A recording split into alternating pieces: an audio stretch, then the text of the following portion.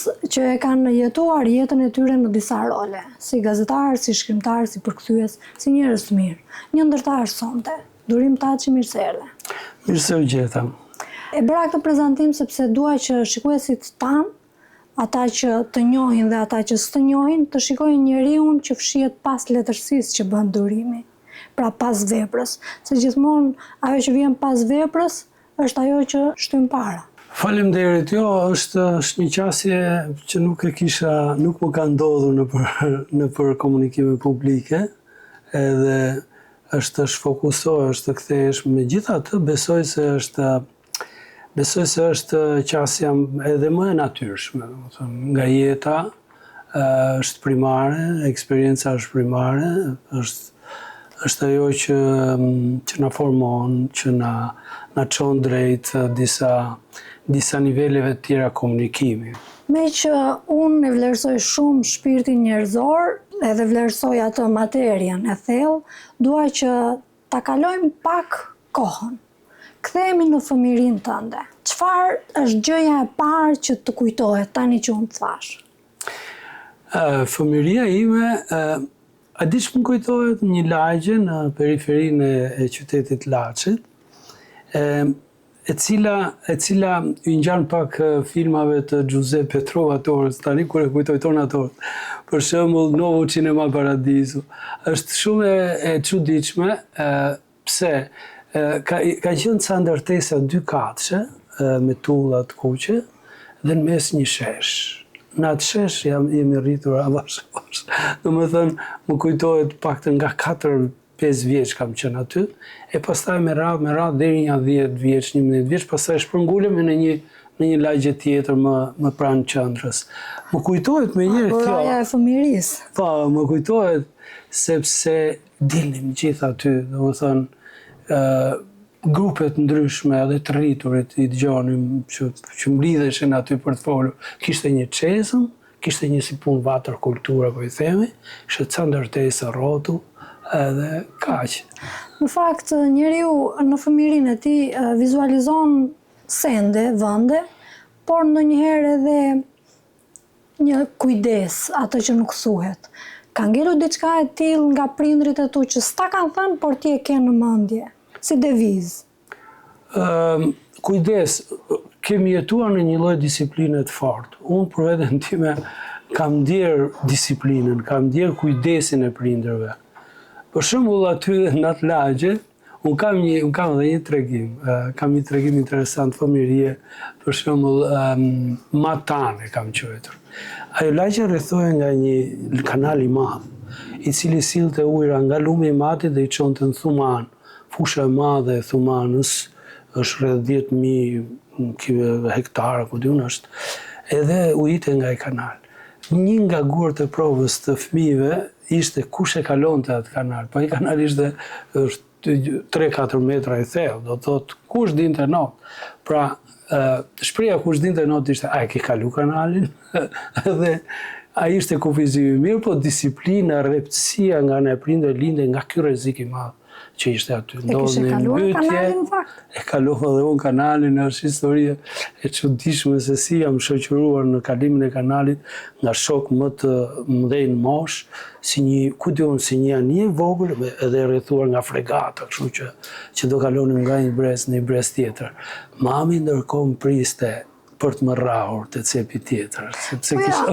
Ka ca njerëz që duken si të thjesht, të qetë, të urtë, nëse do ta quanim kështu, sikur se kam qenë dhe unë, por në fakt ishim shumë problematik si fëmijë, bënim probleme. Ti ke qenë fëmijë i bindur në një sens? Ma kanë vënë këtë etiketë dhe më ka lodhur. Kam qenë gjithmonë i bindur, ai i miri, i urti, përgatitesha për shkollë, sindroma ime më e madhe ishte tisha i përgatitur ku shkoja. Do të thotë, edhe më ka shoqëruar kjo gjë. Do të thotë tisha i përgatitur. Një disiplinë, paraprakisht, kjo më bënte të humbisja ekuilibrin nëse nuk isha i tillë. Dhe ajo që është më e keqe, besoj, është një lloj kreditimi nga prindër. Ky është i mirë. Pra ti futesh në një kanal, s'bën dot gjë tjetër, do të nuk bësh dot i keq po të duash, sepse ata kanë investuar kaq shumë te ty me gjithë këto nganjëherë ku diun lëvdata të tepër. Po edhe shoqëria ta bën këtë, edhe pastaj detyrohesh që të kesh një lloj limiti, të mos e tejkalosh kur thonë është i mirë. Po, është e vërtet, është edhe shoqëria dhe gjithçka. Po me që jemi të fëmijëria, ishte një teatër i bukur i lojrave. Ma ta në këtij kanali, ishte vetë parajsa, prandaj duhej kaluar. Ishte një fushë e madhe me tallazh, që e linte fabrika e përpunimit të drurit aty, një fabrikë shumë e madhe e përpunimit të drurit, linte shtresa tallazhe që ngjesheshin. Edhe jo, ne hapnim llagëme aty. Bënim tunelet çuditshme poshtë, bënim oxhaqe dhe ndërtonim një qytet në toksore. Si gjërat e ndaluara edhe kjo. Sot je një shkrimtar, po ke qenë ky me këtë lloj kronologjie që e the. Nëse do ta përkufizoje ti veten para shkrimit, do të pyes në fund dhe pas shkrimit, po dua para. Pra pjesa e prologut të Durim Taçit.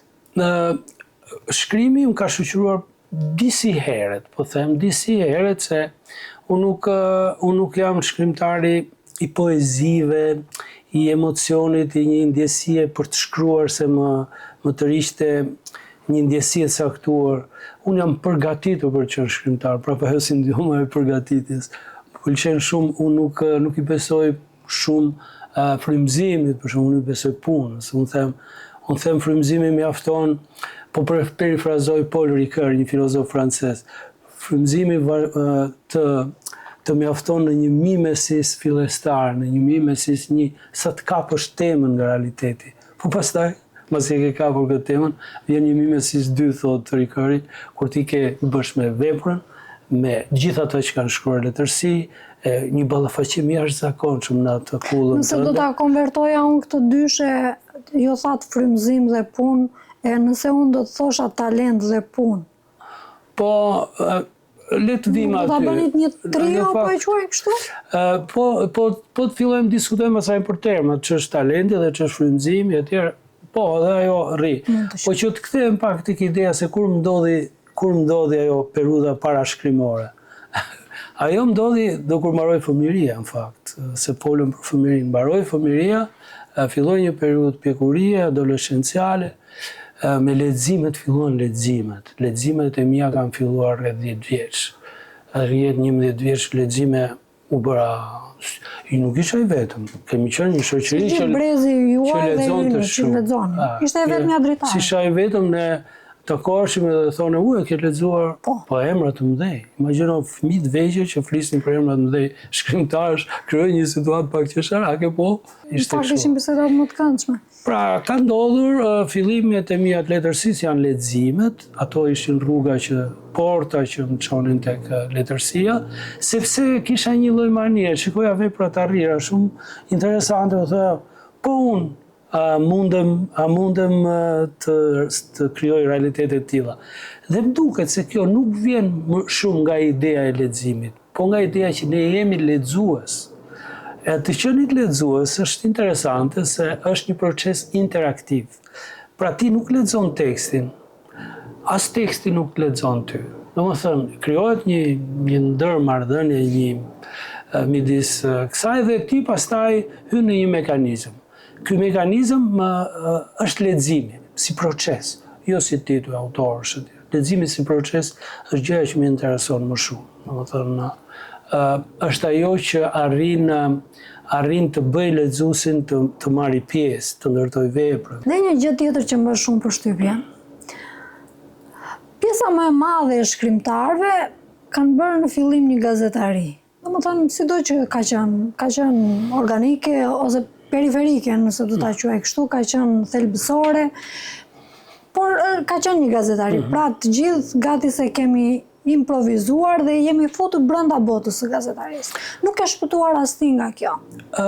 Jemi për fat, për shumë motive. Gazetaria është një laborator jashtëzakonshëm për shkrimtarin, por edhe në disa pikpamjen se i ofron atij material nga realiteti, por është një laborator krijues, është në kushte të caktuara, në rrethana të caktuara, në një hapësirë të caktuar, ti duhet shprehesh me një numër rreshtash, me një numër fjalësh, çfarë do lloj forme komunikimi, titull do reagosh. Edhe kjo është një palestër shumë e mirë praktike. Pastaj jetonim kohën e gazetarisë. Gazetaria nuk ekziston më, ajo lloj gazetarie. Ne edhe njerëzit e mëdhenj që pëlqenim, një nga ata është Gabriel Garcia Marquez për shembull, ishte gazetar par excellence.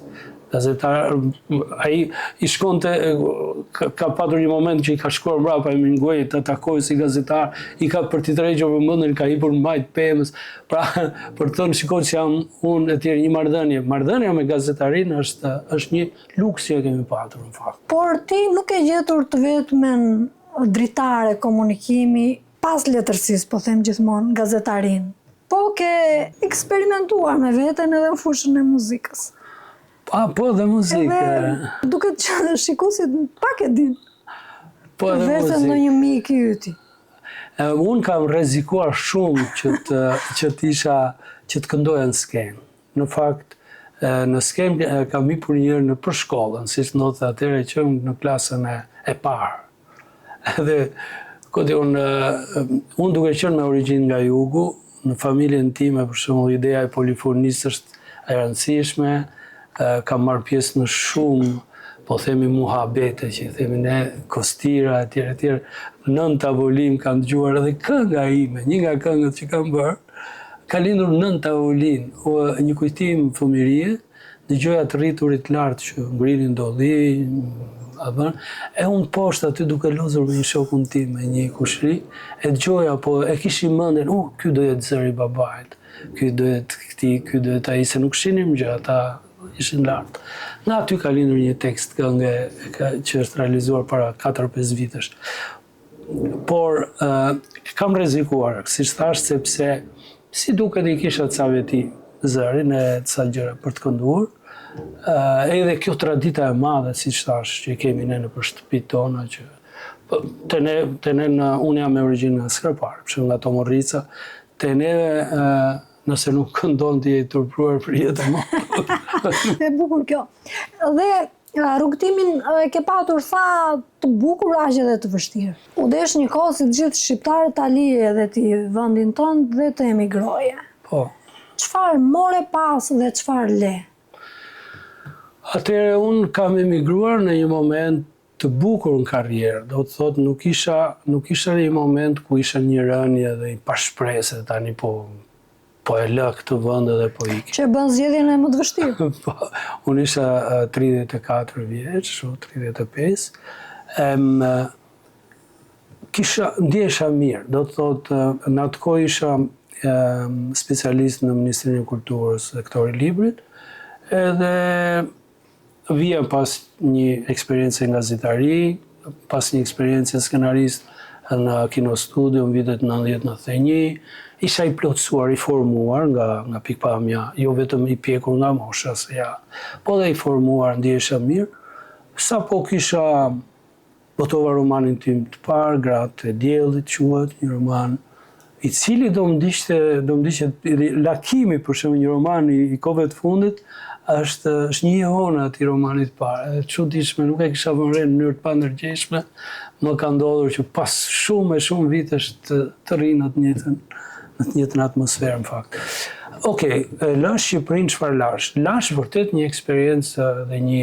Le shumë. Në këto kushte edhe në i teprim ditët e fundit vinin miq për shembull të Kino Studios ose gazetar, shkonim me në një lokal, e pinim në një gotë deri vonë, e kisha një ndjenjë sentimentale, nuk më pëlqeu që ika sepse kisha familje rëndej, domethënë ishin motra e vllai e gjithë, ishte një lloj shtyse, kisha pësuar dhe unë traumat si çdo shqiptar në 97-ën me radhë, kisha rezistuar, po thellë, edhe unë isha i vrarë.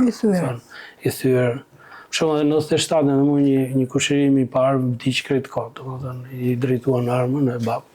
Pra, merret tilla i kemi përjetuar dhe ato unë nuk doja të largohesha, domethënë rezistoja, po ja. Ishte 97-a, vjen 98-a. ndron jeta Zemajdari, vrita Zemajdari, krijohet një rrugë tjetër. Atëherë njeriu fillon e thotë, "Mara këtu jemi si puna, ky vend ndryshon si puna e motit." Pra, ndodh diçka edhe shkatrohet. Nëse se ke përgjegjësi familjare, isha me 2 fëmijë, e ndron njeriu kur ka 2 fëmijë, do të jetë mbrojtësi tyre, ka përgjegjësi tamam. Ka përgjegjësi. Kjo ishte ikja, çfarë lash? Pra lash këtë. Çfarë gjeta? Unë gjeta një eklips atje. Një eklips, eklipsin e diellit, shija vetëm një. A di sa çuditshme është, neve si shtoja për leximin si proces, ne lexojmë me eksperiencën tonë. Pra, krijojmë, akumulojmë dhe arrim të lexojmë mirë. Do thotë, arrim të përqasëm. Absorbojmë. Unë kisha një vend që nuk e lexoja dot fare. Unë nga një zyrë ku punoja në Ministrinë e Kulturës, po përdoja tasierën e germave, atje do përdoja të shifrave, që ditën e parë do flisja gjuhën italiane. Por fat e kisha studiuar në Shqipëri, përveç se e kisha mësuar si të gjithë, jo televizion, shumë edhe e kisha studiuar, e kisha përkthyer në gjë dhe nuk kisha e shkej. Megjithëse impakti i parë ishte i vështirë të flasë. Pastaj isha unë kam emigruar në një qytet ku italishtën e ka gjuhë dytë, bergamaskët kanë një dialekt të jashtëzakonshëm që nuk ka të bëj fare me italishtën, por për fat të mirë në përzyra flitet thjesht gjuha standarde dhe isha në rregull. Po sa po lija zyrën në për korridore, fillon të një gjuhë tjetër, e ndihesha i përjashtuar se ishte gjuha e jashtëzakonshme si thash. Po atje u integrove me sa di. Atje unë pata fat, shiko, pata shumë fat. Më priti unë kisha kur ika nga Shqipëria, kisha një nulla osta që i thonë italianët, një letër, një dokument, me cilin më filloja me njërë punë atje. Mua më kishte kërkuar në punë, një punëdhënës italian dhe u vija nga Shqipëria, e mora vizën në ambasadën italiane si personi që do shkoj nga këtu në punë me njërë tje. Nga këto anët nuk kam vojtur fare. Kjo erdhi për shkak dhe pastaj fitova besimin e tij shumë shpejt. Kjo ishte një fitore tjetër e madhe, sepse ky person vjen me mua në bankë, bëjmë atë që quhet në italian, unë nuk po e them, po e them në shqipa, kredinë, këto që bëhet për shtëpi, edhe okej, u doli garant për mua mas 3 muaj dhe më tha këtë punë ti, vetëm kur ta lësh ti do të e thash për vete, dhe a disha punë po bëja kontabile, që si ishte puna ime, por u zhvillova me aspekte tjera të vogla, komunikim, jo në për banka, jo për studi disetori, quhet një për farmacit, kishim në klientët më të mëdhenj, një studio e madhe në fakt tregtare, jo, edhe financimit e tjera. Dhe ndodhi edhe që atë punë e lash vetë një ditë, para 2 vjetësh lë punën, pra 24 vite, unë kam punuar në të njëjtën zyrë. Dhe atje e livrove letërsinë, jo si lexues, por si shkrimtar. Përpara se të fillojmë konkretisht çfarë shkruajte dhe pse shkruajte edhe në gjuhën italiane, dua të bëj një pyetje shumë njerëzore. Diaspora. Se ke thënë diku që unë nuk dua të quhem shkrimtari diasporës edhe ke qenë i prerë. Tani ishe shkrimtari diasporës, por letërsia, mendoj unë, nuk ndanë, nuk ka gjeografi. Si nisi dhe si e ndjeje veten kur shkruaj atje? Kjo është shumë e vërtet. Do të thotë, e kam fjalën këtu. Shkrimtari është nuk ka nevojë për epitetet nda mbrapa. Do të thotë, nuk është letërsia vetë. Letërsia për hir klasifikimi të studiuesve, sigurisht që pranon klasifikime, epitete, kohëzime, po them, periodizime, por letërsia mbetet letërsi. Ajo mund të shkruhet në diasporë, mund të shkruhet në Shqipëri, e shkruan një shkrimtar shqiptar, e shkruan një francez, e pra mbetet letërsi. Këto terma, letërsia franceze, shqiptare, tjetër, nuk janë aty përballë asaj momentit që thash të Paul Ricoeurit, Mimesisit 2, kur unë kam përballë veten, temën që kam zgjedhur, edhe gjithë njerëzit që kanë shkruar si unë ose ngjashëm përpara për të përballur me ta. Aty nuk thuhet as diaspora, as që letërsi. Po, s'ka koncept gjeografik. S'ka koncept gjeografik. Nuk më takon mua si shkrimtar të mendoj për tilla gjëra, për tilla koncepte. Dhe më duket e tepërt që atë që projekton dikush në pozita studiuese etj, të ma projektoj mua. Unë s'kam punë ata. Po niset tek e fundit një akt individual është letërsia, pastaj merr atë procesin kolektiv. Sigurisht, nis. Që jep mesazhin e madh. Po, mua më duket ndonjëherë sikur letërsia i bën njerëzit pak më të tërhequr nga shoqëria, besoj që po. Nuk besoj. Do me thënë, unë them se shkrimtari duhet ndjehet i përgjegjshëm. Edhe kjo ndodh pavarësisht prej tij. Ai mund të shesë dhe mund të thotë që prit se unë të riqem këtu. Shkrimtari është bëhet njëri i përgjegjshëm publik, pavarësisht prej tij, pavarësisht prej dëshirës tij. Atë e etiketojnë, po kjo është fjalë pak e rëndë se i vje ta përdorim me thonjza, por atë e shënojnë si tillë, si njëri publik i cili ka lidhje me shoqërinë, përfaqëson shoqërinë për atë pozicion që është. Mund të kthehem pak tek ajo eksperjenca e Italisë e lidhjes se nuk e ka jo te fjala diasporë.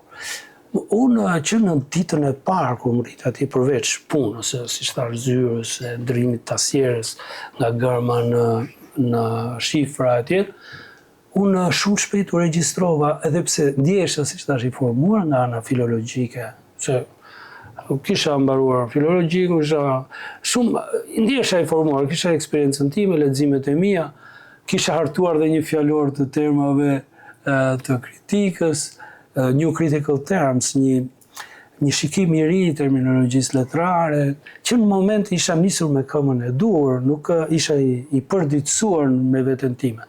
Por po shkoja në një vend tjetër. Më duhej të zotroja gjuhën në nivele të larta, gjuhën italiane. Për këtë ndoqa po ato formimet e mia. Për shembull, ndoqa një shkollë të shkruarit krijues në Milano për një periudhë gjatë, për një shkollë kaq të vogël, një periudhë gjatë, po më interesonte të isha në ambient dhe niveli i shkollës ishte i mirë.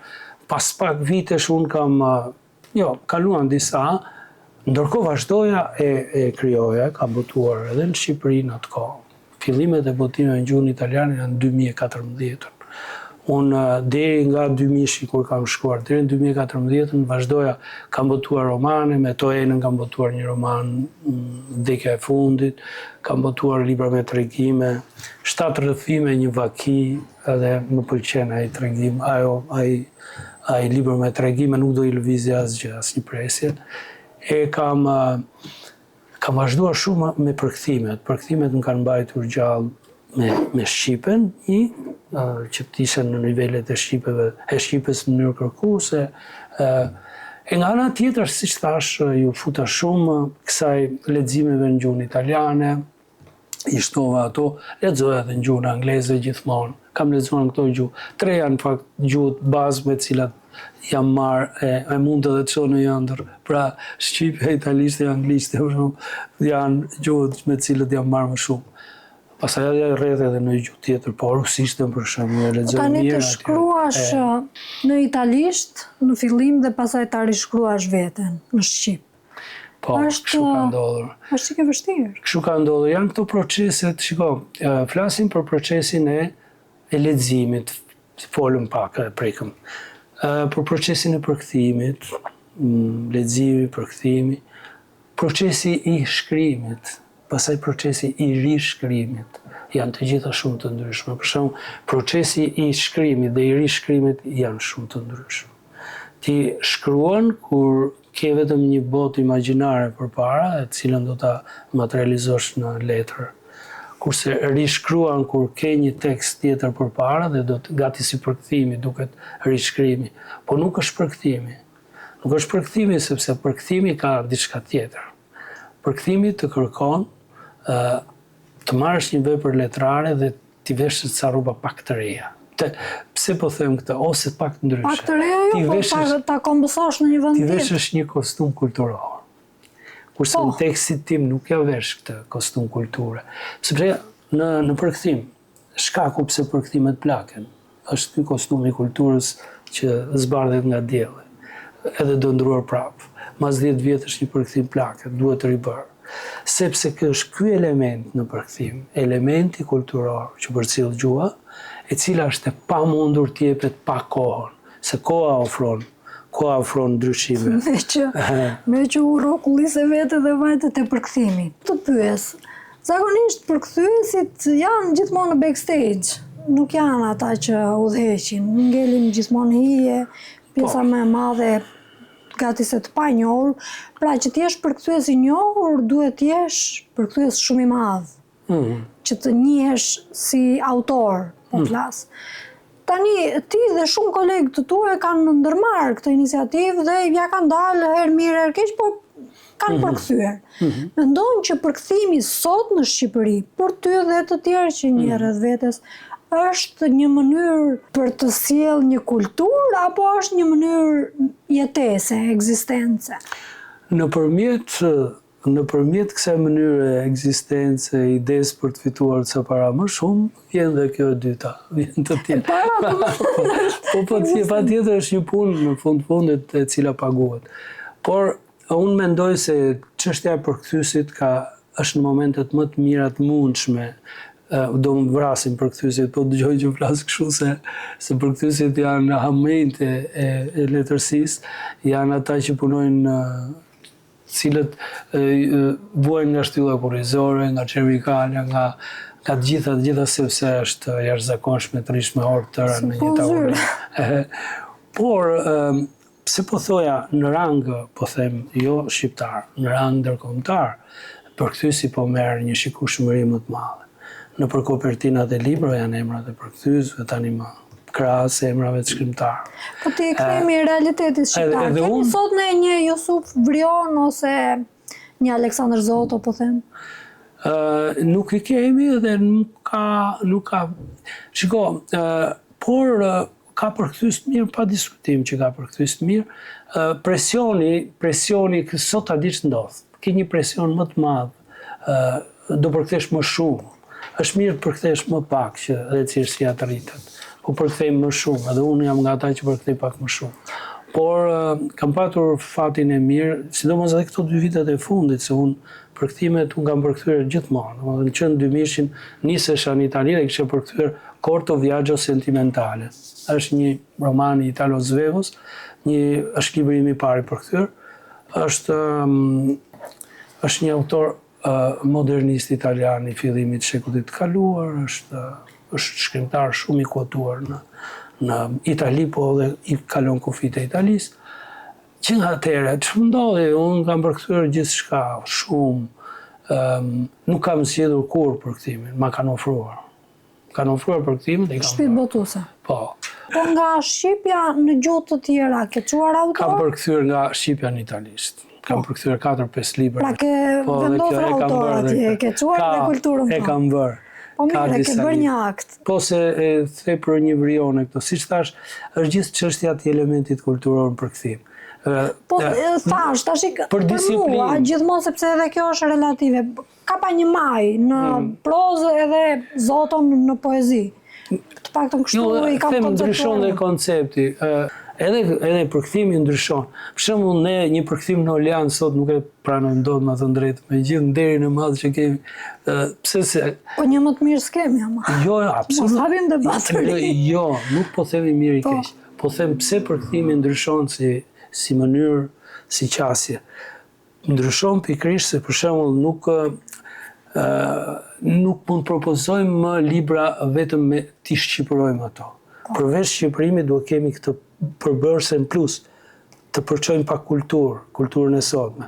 Kjo shkon ndesh për shqipërimit, edhe shkon në një dimension tjetër, e cila ta kërkon përkthimi sot. Po se kam një gjë parasysh, që përkthimi është përgjegjësisht shumë e madhe, ndryshe nga e drejta autoriale, që ti shkruan si shkrimtar dhe e ke në dorë veten.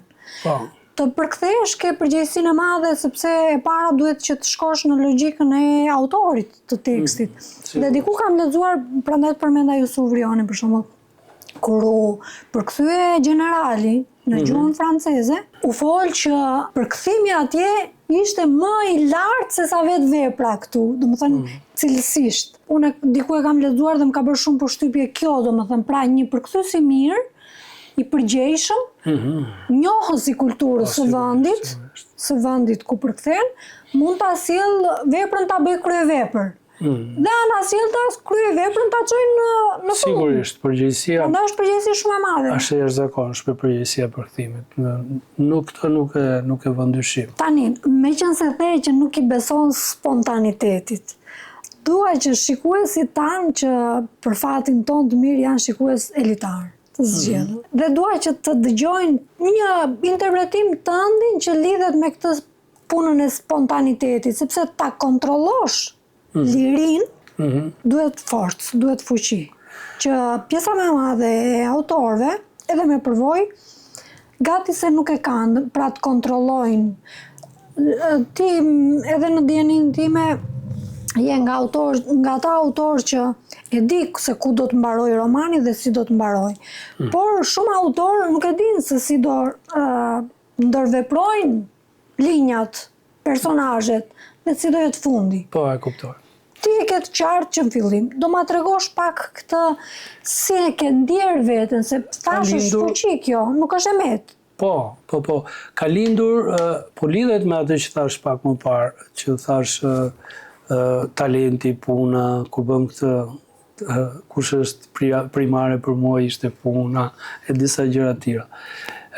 Unë në fakultet, kishin disa lëndë, fakt, kishin si lindi kjo ide, ky zbulimi imi që unë duhet i besoj punës shumë. Domethënë, në fakultet kishin disa lëndë të mërzitshme, të cilat zgjasnin ishin leksione kolektive, kur mëdhojshim gjithë në një sallë të madhe, dhe flitej për leksione të cilat s'na hynin punë që studionim letërsi, për shembull, po dhe unë histori partive, jo për kështu që ishte ekonomi, disa lloj. Në ato orë unë fikesha. Merja një letër A4, e ndaja dysh, merja një stilolapse e filloja shkruaja. Shkruaja duke i besuar intuitës. Pra, duke thënë, kamera interne, tani, jepi. Shkruaj. Kuptova, çfarë bëja, masi lexoja, e shifja, nuk naqesha, e grisja, tregime ishin, ajsa format e grisja edhe në kosh. Kuptova që ato ishin shkrime të cilat e gjenin forcën në një lloj perpetuum narration. Pra në një narracioni kishte një energji të vetën që ma ofronte mua kur shkruaja, pra unë zbuloja shtigje të çuditshme me paralelizma, me tropet gjysore, me gjitha mekanizmat që ka shkrimi, projektohesha në atë që më ofronte vetë shkrimi, largohesha nga qëllimi im fillestar. Kisha një ide fillestare dhe thoya duhet të shkoj patjetër atje, e duhet të kem ta dialogoj, ta vën dyshim atë, po ama ta vën dyshim, të jem gjithmonë në kontroll të asaj që bëj. Nuk isha në kontroll. Na ndodh ndonjëherë që të qajmë në jetë. Dhe kur burrat qajnë, sikur marrin një fizionomi më fisnike, po e them kështu. Ndodh që të qash? Më ka ndodhur, është një gjë që nuk kërkohet, besoj ajo të gjenë, është një lloj. Më ka ndodhur edhe, në fakt nuk ka ndodhur në momentet kur, për shembull ishte momenti i dhimbjes për cilën folëm, e kam mbajtur veten absolutisht gjatë gjithë kohës. Por pastaj më kapte ky moment. Jo vetëm për këtë rast, në përgjithësi të ndodh me një kujtim që të vjen emocionet vinë, janë shkulma që vinë dhe të kapin me. Është mungesa që të godet me inform. Qanë shpesh? Jo, nuk besoj, nuk qaj shumë shpesh. Për qeshur shpesh, se të kam pa, gjithmonë qesh. Po, është e vërtet, domethënë është e vërtet, është më mirë të apërbalosh kështu pozitivisht. Jo, është shumë bekim i madh. Ndonjëherë ndodh që të gëzohemi si voglush, si fëmijë edhe pse jemi në moshë. Të ndodh që të gëzohesh si fëmijë dhe cilat janë ato momente. Edhe si shpërthehen tek e fundit, se momentet të tilla gëzimi janë më të sinqerta. Po ta lidh me punën, domethënë kur mbaroj një punë, ndjehem çlirohem shumë dhe dal jashtë kontrollit, pastaj kë kam përpara më duket sikur bota më duket e imja. Domethënë ky është momenti im ekzaltues, momenti im që më bën të dal pak nga riga, si thosh. Edhe them është i natyrshëm. Ekzaltimi kështu është, nuk është të mendosh. Ekzaltimi është pak moment marrëzie, nuk është. Por edhe ndodhe edhe momente tjera, këto ndodhin në kolektivitet. Për shembull është psikologjia e individit dhe e turmës. Individi në një turmë nuk është më individ, është pjesë e turmës. Në këtë ekzaltim që ndodh aty, në këtë raport edhe ti e humbet kushje. Shumë shkrimtarë dhe artistë kanë qenë bohemët më të mëdhenj të shoqërive. Je pak bohem? Nuk besoj. Jeta më ka kushzuar në një farë mënyrë të jem ky që jam, domethënë më merr kohën më të madhe, më marrin tekstet, po kjo nuk është për ta thënë pse po flasim për këto tema, po të mendosh që kam përkthyer rreth 70 tituj letrar. Atëherë ku më gjeta kohën unë, jo bohem, jo stërpër. Domethënë, më ka kaluar koha përballë një tavoline, në fakt, shumica. E pastaj këto kontaktet, patjetër me njerëzit. Nuk jam jo social, domethënë jam person që gjithmonë kam patur shoqëri, por ruaj shoqëri. Unë akumuloj shoqëri. Mua nuk më ndodhin kurrë. Kam shumë pak, duhet dalë në jetë, thotë u prisha me filanin, nuk kam në inventar njerëz me cilët jam prishur. Nuk mban mëri? Jo, nuk kam. Po, çfarë ndodh? Ai sa mendoj ndonjëherë, për shembull kam situata të tilla miq, për shembull që mund mos flasin me njëri tjetrin, e unë që gjendem aty. Për të pajtuar. Pak a shumë është shumë. Kështu e kam patur mënyrën time të sjelljes. Me që jemi tek shijet, po them edhe tek ndjesit. Ti kthehemi dhe letërsisë. Ka një kryevepër në letërsinë shqipe atë huaj që do doje ta kishe shkruar ti vetë? Sigurisht ka libra të mirë. Unë nuk gjej dot një libër për cilin them se dua ta kisha shkruar unë. Edhe kjo, po të më kishin pyetur kohë më parë, mund të thoja po, ka kjo kryevepër, këtë mand ta kisha shkruar. Kurse tani ka ndodhur që kam një mekanizëm shkrimi timin të cilën se praktis dot, për hir të askujt. Domethënë nuk kam një qasje timin ndaj gjërave që se praktis dot, ama marr energji nga leximet në mënyrë të jashtëzakonshme. Për shembull, unë kam shkruar tregimin edhe jam vlerësuar për tregimin. Mirë, po kur lexoj për shembull Ernest Koliqin, unë kënaqem, me ekzaltohem në mënyrë të jashtëzakonshme, nuk ka pastërtie e qartësi më të madhe, humbje më të madhe, pas atyre fjalëve, atyre pasazheve, imazheve të Koliqit. Tjetër, për shembull, ky është një nga autorët shqiptar që më pëlqen më shumë. Absolutisht kam respekt për shumicën e shkrimtarëve, sidomos bashkëkohor, edhe ndjek shumë shkrimtarë bashkëkohor. I gëzohem edhe fakti që përkthej shumë bashkëkohor. Ai kjo më bën mirë. E një letërsinë sot në Shqipëri? Po, e një letërsinë e kolegëve. Unë jam nga ata që i lexoj kolegët. Edhe më japin tekstet e tyre para se t'i votojnë. Tani kisha të njërit, por për hir etike nuk dua të përmend emra kolegësh se kur përmend njërin dhe harron tjetrin, a di si bëhet, pastaj të ka thonë, fole për filanin. Pastaj do fillosh prishje. Jo për kështu, po dua të them që ka dy breza të mirë letërsie të re shqiptare. Pse po them dy breza? Mas viteve 90 nuk është më një brez, janë dy. Është një brez që sot janë bërë 30 vjeçar dhe po bëhen shkrimtar të pjekur, ka 3-4 emra shumë të mirë. Nuk po i përmend as ata si mos vjen me njëri tjetrin. Ka pastaj, jemi edhe ne brezi tjetër që i shpëtuam asaj mënyre të shkruar para viteve 90, kemi botuar pas viteve 90, ky është fat. Për ne është fat edhe fakti që i kemi jetuar dy epokat, edhe ne jemi brezi 50-60 vjeçarve, po them, e pak më andej, bile, po fillojnë vitet. Pra, ky brezi tjetër. Këto breza i kanë sjell mjaft letërsi shqipe dhe më vjen keq që nuk ka studime, nuk ka një institucion kritike që të merret pikërisht me këtë gjë.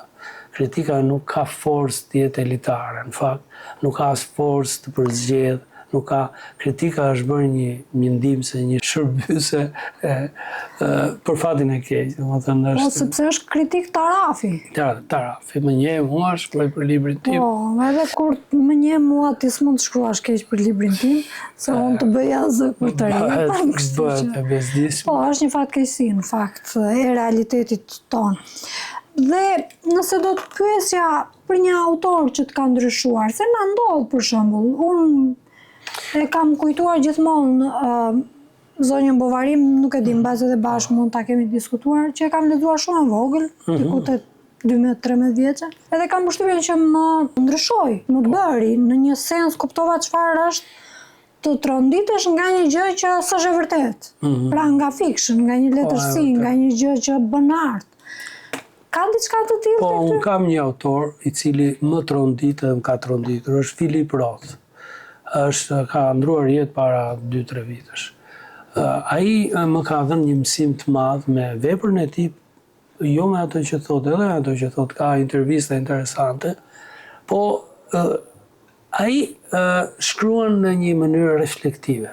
Ai është mjaft biografik, autobiografik në librat e tij, ose të paktën kinse biografik në librat e veta, por çfarë ndodh, ai ka ditur të vërë eksperiencën e tij në një lupë reflektimi. Për shembull, Philip Roth thotë, unë nëse nuk arrin në çdo moment ta ndaj jetën time me një dje mbi të cilën të reflektoj, unë nuk arrin të eci përpara. Pra ai pyet me eksperiencën e tanishme përvojat e shkuar. Pra, por jo kujtesën si një pelg i ngrirë, por kujtesën dinamike, ajo kujtesë e cila thirret edhe cila vjen. Domethënë, Philip Roth është autori im më i mirë edhe për një motiv tjetër. Është shkrimtar i angazhuar. Angazhuar në thonjza, një shkrimtar i cili nuk i flet kohës tij, ose nuk shqetësohet për kohën e tij, ose nuk e di. Zakonisht shkrimtarët realist janë shkrimtarë të angazhuar, sepse flasin në kohën e tyre edhe tamam i drejtohen. Unë për veten time me gjithatë, këtë gjë e bëj nëpërmjet eksperimentimit. Gjithë librat e mi janë eksperimental.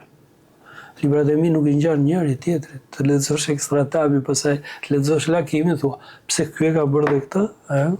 Të lexosh sepse nuk thash dhe një herë, format janë elementet tua të eksperimentimit, janë të tuat, e vërtet është që lënda që të vjen të dikton forma, se nuk është, por duhet të them, një angazhim përmes eksperimentimit, një angazhim përmes një imitimi, një sjellje e problematikës, nuk e di çfarë të them. Mua më ndodh për shembull që diku në raftet afër krevatit të mbaj Çehovin. Edhe për shkak se i ka tregime të shkurtra, novela, po edhe janë nga ato që të sjellin në vete, në kuptimin se ç'është letërsia. Të ndodh ty që ta rilexosh një autor, të duash ta rilexosh. Më përmend një emër që unë e kam shumë për zemër, domethënë Çehovin, e kam lexuar edhe në rusisht pjesë. Pra ke një autor të tillë që do ta rilexosh? Këtë autor e rilexoj. Unë jam i prirur shumë për rilexime, jo vetëm Çehovin. Për shembull, unë kam përkthyer Portokall me Kurdisje. E kam lexuar ja 3-4 herë. Kam lexuar në anglisht, e kam lexuar në italisht, pse më ndodhi që e përktheva. Për shembull, ka libra ose 1984, dhe ata e kam përkthyer tani së fundi. Përveç shumë përkthimeve të tjera, shumë cilësore dhe ato, domethënë nuk është ndodh me përkthimin, siç thash, përkthimi mund të bashkëjetojnë disa versione përkthimi, nuk është ne problem. Pra, rileximet janë një palestër, janë një kënaqësi e madhe. Rileximi sepse pse ndodh? Kur fola çfarë prapë për procesin e leximit. Procesi i leximit është një qasje tjetër ndaj librit. Sa herë që ti vjen, i qasësh ndryshe. Ke marrë eksperienca të tjera kur lexon. Dhe të rezulton një lexim i ri. Asnjëherë nuk ke leximin që kishe përpara. Cila është fjala më e bukur shqip sipas teje? Fjala më e bukur shqip është ujë. Ujë. Fjala që nuk të pëlqen? Të rraf. Të rraf. Të çdo. Në me që ke kënduar. Po. Sigurisht që edhe ke shijuar muzikën. Ka një këngë që të kthen në rini? Këngë që më kthen në rini, është një, për shembull, ishin edhe unë në rinin tonë fakt kishte dy realitete.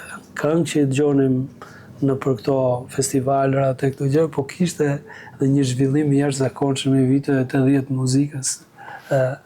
Unë Pink Floyd, për shembull, është për mua grupi. Unë pëlqeja shumë, po them, i ndiqja dhe këto këngët të edhe ka shumë prej tyre që i kam dashur e tjerë. Por kishim këtë muzikën paralele që na shoqëronte. Vitet 80 kanë qenë vitet e harta të muzikës. E besoj edhe brezat tjera më vonë e kuptojnë këtë gjë. Edhe vitet 80 ishin vitet e gjimnazit tim. Do thënë, ç'të them, neve ç'a bënim? Futeshim në klasë me një tranzitor të vogël, në bankën e fundit dëgjohej Hit Parade, edhe unë kisha i memoria të jashtëzakonshme për kur mbaronte Hit Parade, unë bëja regjistrimin me melodi të këngëve, për shembull, i këndoja këngët nga e para në fund. Kjo, edhe bëja motivin e tjerë. Edhe kjo është muzika na ka ndjekur sidomos në atë moment. Dhe për fatin e mirë që njerëzit mbërrin të plaken, por edhe për fatin e keq që duhet të gëzojnë pleqëri. Do të bëj një pyetje, si e sheh veten kur të plakesh, edhe nëse do zgjidhje një vend, ku do doje ta kaloje pleqërinë? Unë mendoj që ky proces është është i keq, nuk është i rëndë, e shikojmë tek ata që ndodh. Kemi prindrit, kemi edhe megjithatë digniteti është shumë i rëndësishëm në gjithçka. Dhe digniteti vjen të plakesh me dignitet, po kjo vjen se dhe digniteti me anën fizike nuk shkojnë vjen ndesh. Digniteti vjen që edhe me financat më shumë në atë kohë. Unë besoj që kjo shoqëri shqiptare është një shoqëri shumë solidare. Pra, familja shqiptare është e jashtëzakonshme, nuk ka ndodhur që t'i lë prindrit, t'i lëj të vuajnë. Unë besoj dhe mua nuk do më lënë kaq, por nuk është puna, nuk është çështja financiare, po për shumë familje shqiptare në vitet ka qenë çështja financiare. Ja, ne kemi patur prindrit tanë, kemi ndihmuar me të gjitha, si të gruas, si të mit, me gjithçka që ju ka munduar, me pensionet e vogla, ja u kemi kompensuar. Pra kjo anë, ata po jetojnë dinjitetshëm atë që kanë asistencë, por nuk ka ardhur për shkak të ndihmës shoqërisë, për shkak të vitalitetit të familjeve tona, e cilësive morale të larta të familjeve shqiptare. Po, Durim, si ka mundësi që besoj që të gjithë ata njerëzit e përgjegjshëm e kanë përjetuar, kur dim shumë, dim pak. Dhe na vjen ndonjëherë turp për atëherë që kemi ditur shumë pak dhe kemi folur shumë. Është ai paradoksi sokratik, është që një gjë që s'ka asgjë. Po, pra, ajo është zbulesë e madhe, është zbulimi i madh, është zbulimi që individualisht duhet ta bëjë gjithkush, e ta ketë busull në gjithë jetën e tij. Përndryshe. Dhe dua nga një fjali për konceptet ose ndjesitë të lumturisë dhe të dashurisë. Dashuria nuk është e shpjegueshme me fjalë, domethënë besoj çdo lloj dashurie, domethënë nuk është e shpjegueshme dhe them që është ajo ndjesi që pret ta shpjegosh, por nuk do ta shpjegosh kurrë. Kurse lumturia është një gjendje ekzaltimi, nganjëherë edhe marrësie. Them. Po, të çonë drejt asaj, të çonë. Dhe për ta mbyllur, nëse do pyesin nesër niprit e Durimit, por edhe fëmijët tanë, fëmijët e fëmijëve tanë, cili është Durim Taçi. Kur të vdesë, po vazhdon me këtë punë ti. Si do doje të mbanin mend? A e di, unë mendoj kështu, do të thotë që ne duhet kuptojmë që pa ne bota bën. Do të them, dhe ta kuptojmë shpejt këtë gjë. Bën edhe që të shkem e ta. Domethënë, unë them që nëse kujtohen, i bie, nuk e di si do të ndodhë, domethënë, besoj të kujtojmë për mirë në të gjitha dimensionet humane, etj, njeriu do të kujtohet për mirë, kaq është. Sa unë nuk kam pretendime absolutisht se nesër do bëhet kjo apo do flitet ajo. Realisht jetoj të tashmen, po të tashmen, po pjesa më e madhe e shkrimtarëve, artistëve që janë egoistë në thelb, luftojnë për të përjetësuar. Unë e di që kjo s'është problematike ime. Koha e vlerëson. Absolutisht s'kam pse të ballafaqoj me një gjë që s'është e ime. Unë ballafaqoj me përditshmërinë, edhe me të zgjidh ato çështjet, përditësohem, kaq, me të vërtet nuk mendoj për nesër në këtë sens. Do bëj gjërat e mia absolutisht sa të mundem, edhe do t'i bëj me energji, me pasion, edhe do di dhe të mos i bëj. Duhet të mësosh të thuash dhe jo të dish. Unë nuk botoj shpesh, e kam njerë në 2 vjet apo njerë në çdo vit mbase ka qelluar kohët e fundit, po që mundohem të botoj pakës pa ngadalë se sa mund botoja. Mund botoja shumë më tepër, por kjo pse se edhe për arsye të thjeshta, shumë për arsye po them tregu, konceptimi të kohës, kur shkon të lexuesi, po edhe për motivime reflektimi mbi atë që bën, të dëgjosh ç'bëhet bëhet me atë që ti ke shkruar etj, dhe të reflektosh edhe të ridimensionosh nëse është e mundur. Po të japësh kohë edhe njërit libër që të shkojë tek lexuesi. Fizikisht, edhe nga pikpamja e editorit, një editor ka tempistën e vet atë, domethënë kohën e vet. Tani e ka radhën romani. Romani e ka tani. Ajt braj. Faleminderit. Durin të falenderoj shumë që ishe këtu sot me mua. Shumë faleminderit, një bisede e ndryshme. Falenderoj shumë. Shumë faleminderit. Miq të dashur, ishim me Durim Taçin, bashkë mirëpafshim.